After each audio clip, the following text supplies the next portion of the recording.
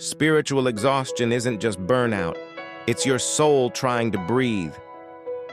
You pray, but it feels hollow. You worship, but it feels dry. You still believe in God, but you feel far from Him. If that's you, this is your invitation back. Not to fake joy, but to real rest. Spiritual dryness is normal. Even David felt it. Even Jesus withdrew to lonely places to pray. Psalm 63:1. My soul thirsts for you in a dry and weary land. God hasn't left. He may be drawing you closer. Don't confuse silence with absence. He's still speaking, just not always loudly.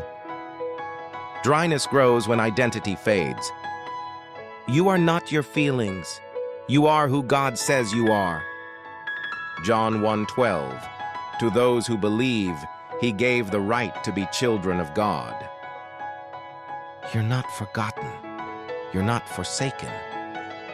You are chosen, called, deeply loved. The world is loud, constant noise, endless pressure. It's no wonder your soul feels flooded. But God hasn't changed. His peace still holds. Isaiah 43:2. When you pass through the waters, I will be with you. The water isn't the threat. Drowning alone is. You were never meant to handle all of this without Him. He doesn't always stop the storm, but He always stays. Peace isn't silence. Peace is presence.